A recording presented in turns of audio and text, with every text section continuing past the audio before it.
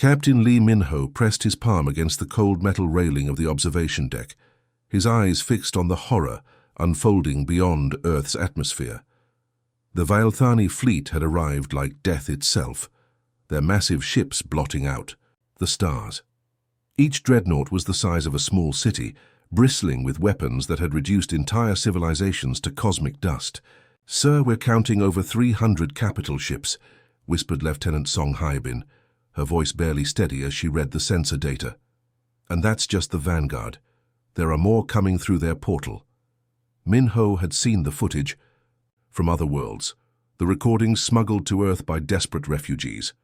Entire planets turned to glass in minutes, populations of billions reduced to ash without warning. The Vailthani didn't just conquer, they erased. On the main bridge below, Admiral Park So-young stood rigid as the alien transmission crackled through the speakers. The voice that emerged was unlike anything human, processed through mechanical translators that stripped away any hint of emotion or mercy. "Primitive species of the third planet. Your resistance is meaningless.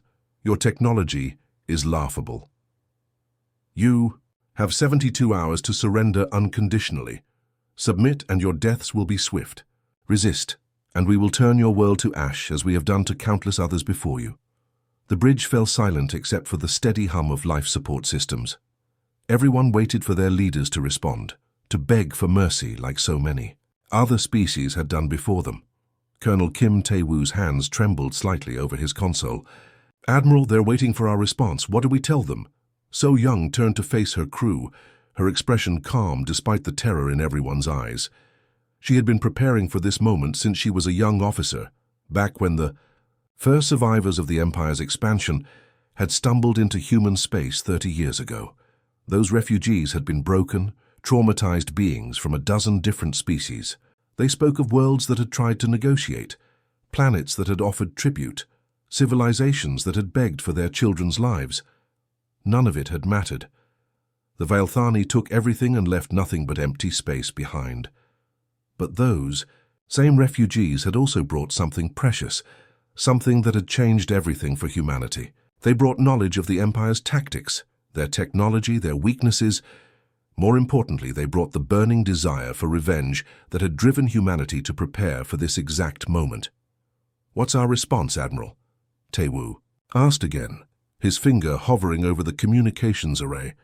Min-ho watched as So-young walked to the center of the bridge, her boots clicking against the metal floor. Around her, dozens of officers waited for orders that would determine whether humanity would survive the next 3 days. "Cut all external communications," she said quietly. "Full blackout protocol. I want every signal, every transmission, every electronic whisper silenced." The communications officer looked confused. "Ma'am, they're expecting an answer. If we don't respond, they might attack early." So-young smiled, and there was something cold in that expression that made Min-ho's blood run cold. "Oh, we're going to give them an answer, just not the one they expect. Activate Protocol 7. Throughout the solar system, hidden transmitters buried deep in asteroids and moon bases began broadcasting on frequencies the Vailthani couldn't detect. The message was simple, but had taken 3 decades to prepare for. On Mars, Colonel Park. Jinwoo received the signal in his underground command bunker. Around him, walls lined with advanced weaponry hummed to life. Weapons that had been disguised as mining equipment began revealing their true purpose. In the asteroid belt, Captain Yoon Ji-hai's stealth fleet powered up their engines. Her ships were invisible to Vailthani sensors, built using technology reverse-engineered from refugee vessels and improved by human ingenuity. On Luna, Major Kim So-ra activated the massive railguns hidden beneath fake mining facilities. Each weapon was capable of accelerating projectiles to 30% of light speed, turning simple metal slugs into planet-killing weapons. Back on the orbital station, Min-ho watched as Earth itself began to change. Cities that had seemed normal, from space revealed hidden defensive systems. Skyscrapers retracted to expose missile batteries. Parks and lakes slid aside to show massive weapon emplacements. "Sir," breathed Lieutenant Song, staring at her displays in amazement. "Energy readings are spiking across the entire system. It's like we've been living on top of the galaxy's largest weapons platform. The Vailthani fleet hung in space, waiting for humanity's surrender. Their sensors showed a quiet, primitive world with basic technology and no significant defenses. They had no idea that every piece of space debris, every satellite, every seemingly innocent structure, had been weaponized over the past 3 decades. Admiral So Young stood at the center of it all, watching as 30 years of preparation finally came together. The refugees who had warned them about the Empire had also taught them a valuable lesson. The Vailthani expected fear, expected surrender, expected their victims to beg for mercy. Humanity would give them something else entirely. They would give them fire. Commander Yoon Ji-hai floated in the cramped cockpit of her stealth fighter, watching the massive alien fleet approach through the asteroid belt. Her ship was no bigger than a school bus, painted matte black and covered in sensor-dampening materials that made it invisible to Vailthani detection systems. Around her, scattered throughout the belt, 300 similar vessels waited in absolute silence. The asteroids drifted past her viewport like sleeping giants, each one carefully hollowed out over the past 20 years. What the aliens saw as random space debris was actually humanity's greatest weapon.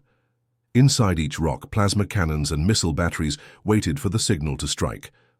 "Contact bearing 27 Mark IV, whispered Lieutenant Choi Woo-jin from the sensor station behind her. His voice was barely audible even in the cramped cockpit. Lead elements of the alien fleet entering Sector 7, Ji-hai adjusted her headset and peered through the targeting scope. The Vailthani dreadnoughts moved through space like floating cities, their hulls bristling with weapons that could crack planets. Each ship carried enough firepower to level continents, and there were over 400 of them. But the aliens were confident, almost lazy in their approach. They had done this dance 1,000 times before: arrive at a primitive world, demand surrender, then systematically destroy everything that lived. They expected no resistance from the backwards humans who had gone silent 3 days ago. "Ma'am, I'm reading massive energy signatures from the alien ships," reported Sergeant Nam Hye-jin from the weapons station. "Their main guns are powered, up and ready to fire." Ji-hai nodded grimly. The Vailthani weren't taking any chances. They would bombard Earth from maximum range, turning the planet into a molten ball of rock before moving in to claim whatever resources remained. Through her scope, she watched the alien formation spread out as it entered the belt. The massive ships moved with surprising grace for their size, their engines casting blue flames across the darkness. Robot fighters swarmed around the capital ships like angry insects, their sensors sweeping space for any sign of human resistance. What they found was nothing but rocks and ice. The lead Vailthani ship, a massive dreadnought easily 5 kilometers long, glided past asteroid designation Alpha 7. Inside that rock, Major Kim Dong-hyun waited with his finger on the firing controls of the most powerful weapon humanity had ever built. "All units, this is Control," came Admiral Park So-young's voice through the encrypted channel. "Enemy fleet is in position. Weapons are hot. Remember, we only get one shot at surprise." Ji-hye felt her heart pounding as she watched more alien ships enter the kill zone. The Vailthani moved in perfect formation, their shields glowing faintly. As they deflected micrometeorite impacts, they had no idea they were flying into the galaxy's most elaborate trap. "Control, this is Hunter 7, she whispered into her comm. "I count 200 capital ships in the belt now, more coming through." The outer markers. The alien fleet stretched across millions of cubic kilometers of space, but they were all moving toward the same destination. Earth hung in the distance like a blue jewel, seemingly defenseless and ripe for destruction. Lieutenant Choi's instruments lit up with new contacts. "Ma'am, I'm detecting communication bursts between the alien ships. They're coordinating their bombardment pattern." Through her scope, Ji-hai could see weapon ports opening along the hulls of the nearest dreadnoughts. Massive energy cannons emerged from hidden bays, their barrels beginning to glow with contained plasma. In minutes, those weapons would unleash enough destruction to boil Earth's oceans. But the aliens had made one crucial mistake. They assumed that a species without faster-than-light travel couldn't possibly threaten them. They had no idea that humanity had spent 30 years preparing for this exact moment, guided by refugees who knew the Empire's tactics better than anyone. "All units, stand by," came the Admiral's voice. "Target locks confirmed. Firing sequence. In 10 seconds. HFY gripped her controls tighter, watching as the alien fleet reached the heart of the asteroid field. Around her, invisible to both human and alien sensors, hundreds of her fellow pilots waited for the moment they had trained their entire lives for. The Vailthani commander aboard the lead ship never saw the plasma cannon that emerged from the asteroid directly ahead of him. The massive weapon had been disguised as a mining laser, but it packed enough punch to crack a moon in half. "Welcome to our solar system," HFY whispered, and pressed the firing stud. Space exploded into brilliant, light as 300 asteroids simultaneously revealed their deadly secrets. Plasma beams thick as subway tunnels lanced through the darkness, striking alien ships before their crews could even register the attack. The nearest Vailthani dreadnought simply vanished, vaporized by concentrated fire from 6 different positions. But that was just the beginning. As the aliens reeled from the first strike, HFY and her squadron burst from their hiding places among the rocks.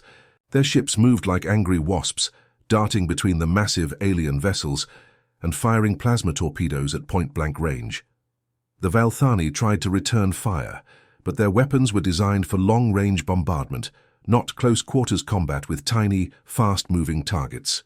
Their massive guns couldn't track the human fighters that swarmed around them, like predators attacking a wounded giant. More asteroids opened up, revealing missile batteries that launched hundreds of warheads simultaneously. The space around the alien fleet became a storm of fire and metal as humanity's trap closed around its victims. Major Seo Jun-suk felt the familiar tingle of quantum displacement as his molecules reassembled inside the Vailthani supply station. The jump technology still made his teeth ache, but it was worth the discomfort to see the look of absolute terror on the alien guard's face as 12 heavily armed humans materialized out of thin air. The station was massive, a sprawling complex of metal corridors and storage bays that stretched for kilometers through space. It supplied fuel and ammunition to over 50 Imperial battle fleets, making it one of the most heavily defended facilities in Vailthani space, or at least it had been until Jun-suk's team arrived. "Move, move, move," he hissed into his comm as his soldiers spread out through the central hub. Their weapons were silent but deadly, firing compressed plasma bursts that dropped the alien technicians before they could raise an alarm. Sergeant Han Yu-jin was already sprinting toward the HFY station's power core, his demolition pack bouncing against his back. The young engineer had volunteered for this mission, knowing it was probably a one-way trip. The jump drives that brought them here could only carry them so far, and Imperial space was a long way from home. "Contact, South Corridor," called out Corporal Lee Min-jung as she engaged a squad of Vailthani security troops. The aliens were tall insect-like creatures with forearms and natural armor plating, but their energy weapons were no match for human reflexes and superior firepower. Jun-suk ducked behind a control console as plasma bolts sizzled overhead. The aliens were shouting in their clicking language, trying to coordinate a defense against an enemy they couldn't understand. How had primitive humans penetrated their most secure facility? How were they moving through Imperial space without being detected? The answer lay in technology that the Vailthani couldn't comprehend. 30 years ago, refugees from destroyed worlds had brought humanity more than just warnings about the Empire. They had brought quantum displacement theories that human scientists had spent decades perfecting. While the Empire relied on massive ships that tore holes in space-time, humanity had developed something far more elegant. Personal jump drives that could transport small teams instantly across galactic distances, leaving no energy signature that alien sensors could detect. "Charges are set," Eugen's voice crackled through the comm as explosions echoed from deeper. "In the station. Timer's running, we've got 8 minutes to get out of here." But Jun-suk wasn't done yet. Intelligence reports indicated this facility contained more than just supplies. Somewhere in the central data core were the locations of every Imperial garrison in this sector. That information was worth the risk. "Kim, Park with me," he ordered, motioning to 2 of his best soldiers. "Everyone else prepare for extraction." They fought their way through corridors filled with emergency lighting and screaming alarms. Vailthani troops poured in from every direction, their weapons filling the air with deadly energy beams. But the humans moved like ghosts, using their superior speed and training to stay one step ahead of their pursuers. Meanwhile, across the galaxy, similar scenes were playing out on dozens of Imperial worlds. Captain Nam Hye-jin materialized with her team inside the Cathara shipyards, where massive Vailthani dreadnoughts were under construction. Her demolition charges turned 3 nearly completed warships into twisted metal and flames. On the industrial world of Vex Prime, Lieutenant Bae Dong-hyun's unit captured an entire alien research facility. The Vailthani scientists working there had been developing new weapons to use against primitive species. Now those same weapons would be turned against their creators. Each strike was perfectly coordinated, hitting targets across Imperial space. At the exact same moment, the message was clear and terrifying. Nowhere was safe from human reach. Back on the supply station, Jun-suk reached the data core just as Yu-jin's charges began their countdown. His combat suit's computer interface connected to the alien systems, downloading terabytes of tactical information in seconds. "Sir, we need to go now," shouted Corporal Lee, as more Vailthani troops rounded the corner. Her rifle barked continuously, dropping the insect-like aliens as fast as they appeared. Jun-suk grabbed the data crystal and activated his jump beacon. Around him, his team members were doing the same, their personal displacement drives charging up for the long trip home. On the Vailthani homeworld, emergency sessions of the Imperial Council were being called as reports flooded in from across their territory. Facilities that had stood for centuries were burning. Worlds that had never seen combat were under attack by an enemy that could appear anywhere without warning. High Counselor Zethkar, a veteran of 1,000 conquests, stared at the tactical displays in disbelief. How is this possible? These humans had no space travel capability 3 months ago. Now they're striking targets in the heart of our empire. His intelligence chiefs had no answers.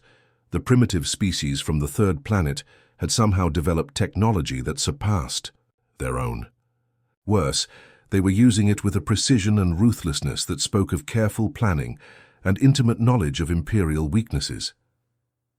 Jun-suk felt the familiar tingle of quantum displacement as he and his team vanished from the supply station.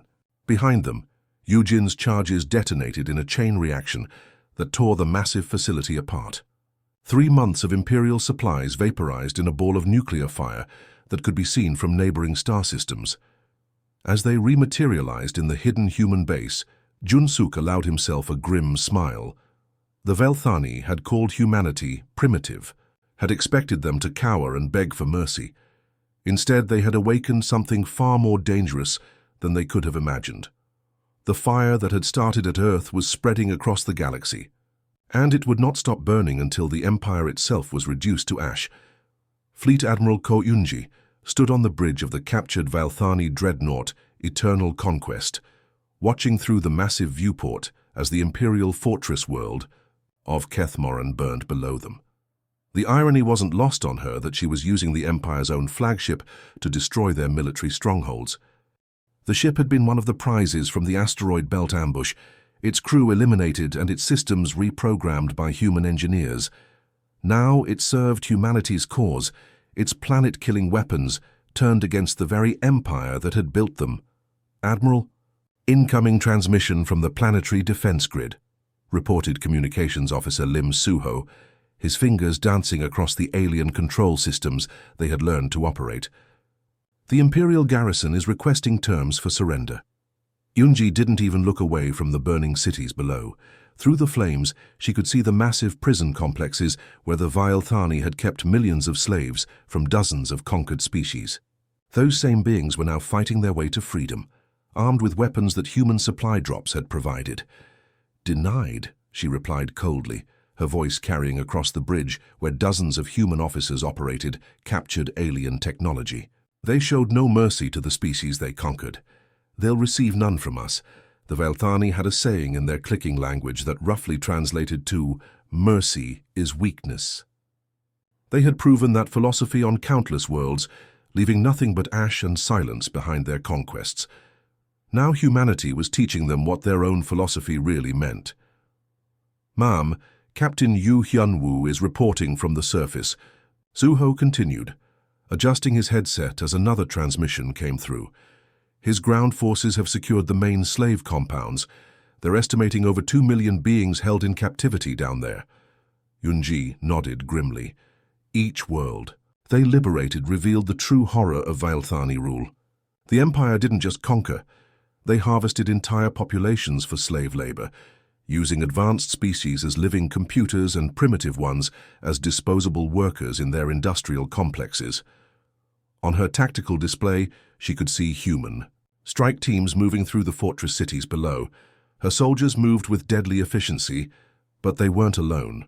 Freed slaves fought alongside them, beings from dozens of different worlds united by their hatred of Vailthani oppression. "Admiral, we're getting reports from across the sector," called out Lieutenant Commander An So-young from the intelligence station. "Rebellion has broken out on Velthara Prime. The Zenthi species has overthrown their imperial overseers and seized control of the orbital platforms." Similar reports were coming in from across the galaxy. The Threxian mining colonies had revolted after human agents smuggled them plasma rifles. The crystalline beings of Shardka had turned their entire planet into a massive weapon, using their natural abilities to create devastating sonic attacks against Vailthani forces. Captain Oh Min-jung's diplomatic corps had been working around the clock to coordinate these uprisings. Her teams moved from world to world using the same quantum jump technology that had allowed the initial strikes, making contact with resistance movements and providing them with the tools they needed to fight back. "Sir, incoming priority transmission from General Kwon Jae-sung," Suho announced, his expression growing more serious. "He's requesting immediate support for Operation Wildfire." Yunji turned toward the communication station, her interest piqued. Wildfire was their most ambitious operation yet, a coordinated strike against the Vailthani homeworld itself. Intelligence suggested that the Empire's ruling council was planning to flee to a hidden fortress in another galaxy, taking with them the knowledge and resources needed to rebuild their forces.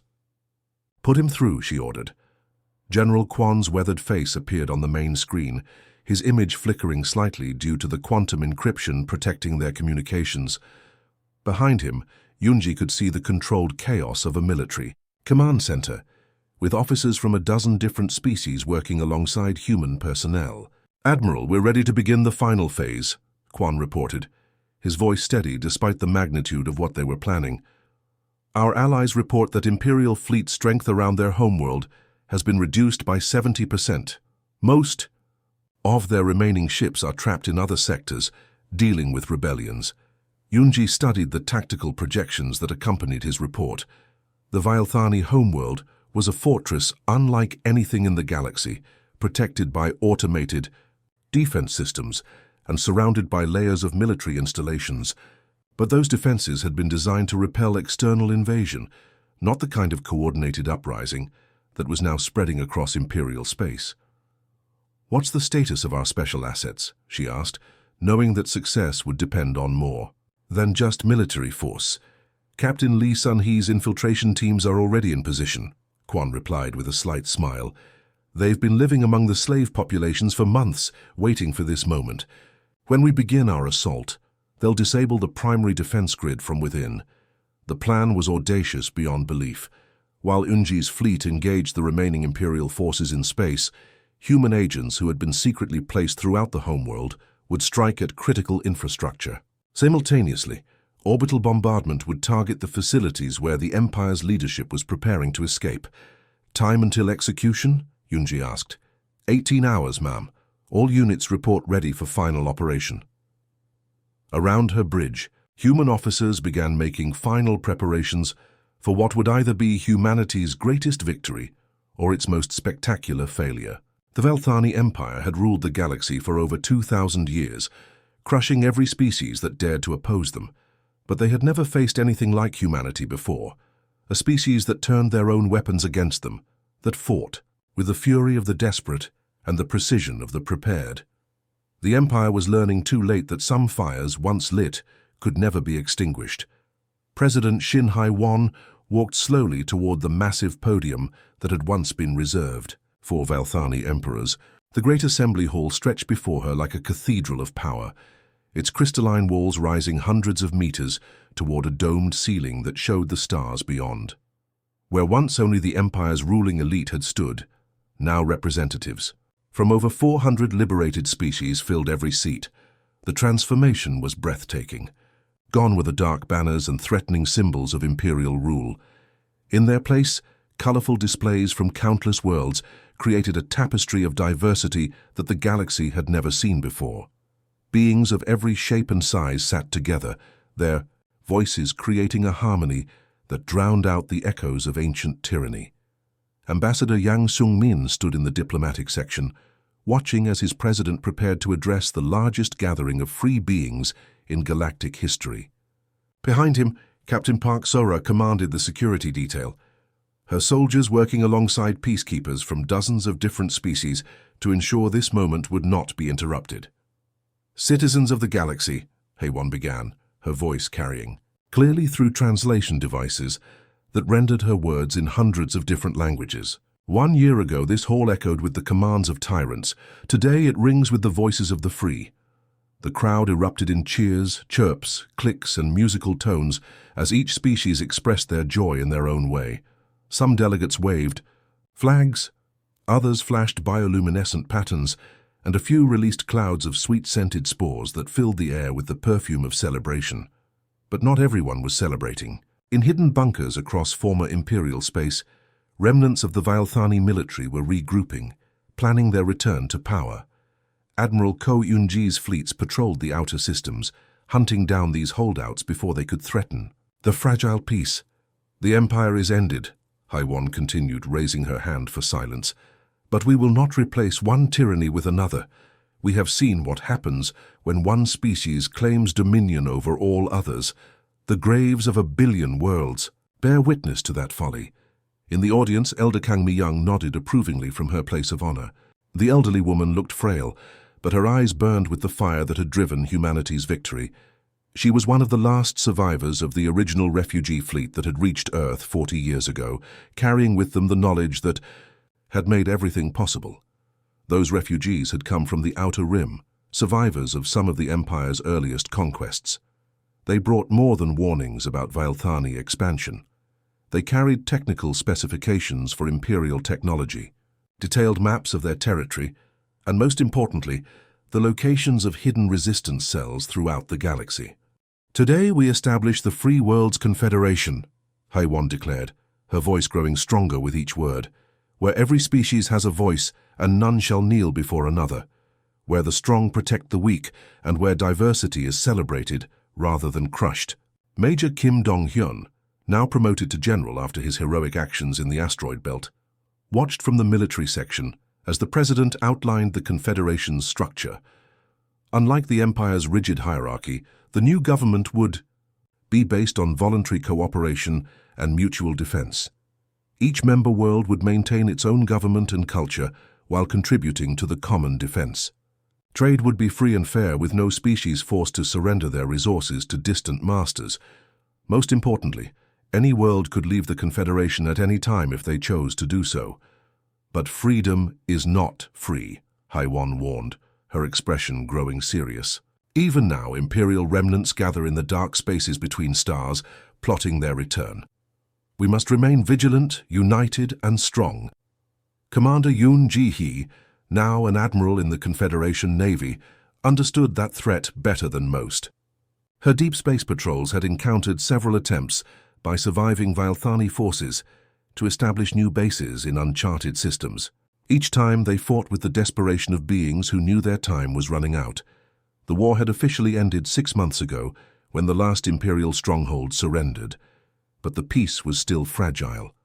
Too many species had suffered under Vailthani rule to simply forgive and forget. The challenge now was building something better from the ashes of the old order. "Let me tell you a secret that we have kept for 40 years, HFY said, her voice dropping to a whisper that somehow carried to every corner of the vast hall. "Humanity did not defeat the Empire alone. We had help from beings who refused to give up hope even in the darkest times." She gestured toward Elder Kang, who slowly rose from her seat despite her advanced age.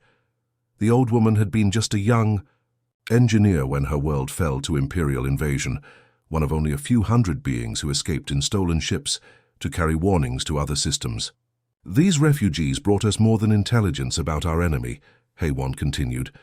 They brought us the dream of what the galaxy could become, a place where different species could work together rather than prey upon each other. The hall fell silent as the full implications of her words sank in. Humanity's victory had not been the result of superior technology or military genius alone. It had been built on 40 years of careful preparation, guided by survivors who remembered what freedom looked like. General Quan Jae-sung, now serving as the Confederation's first military commander, stepped forward to present Elder Kang with the Galaxy Cross, the highest honor the new government could bestow. The medal was simple, a circle of metal taken from the hull of the first Imperial ship destroyed at Earth, but its meaning was profound. As the ceremony concluded and delegates began to file out of the Great Hall, Ambassador Yang caught sight of a familiar figure in the crowd. Captain Lee Min-ho, the officer who had first witnessed the Empire's arrival at Earth, now wore the uniform of the Confederation Defense Force. The fire that had started as humanity's desperate resistance had indeed spread across the galaxy, but it had not burned everything in its path. Instead, it had lit the way to something better, something worth fighting for. The ashes of the old empire would nourish the growth of a new galactic civilization based on freedom rather than fear. In the end, the Vailthani had been right about one thing. Humanity had answered their ultimatum with fire, but it was not the fire of destruction they had expected. It was the fire of hope, burning bright enough to light up the entire galaxy. The end.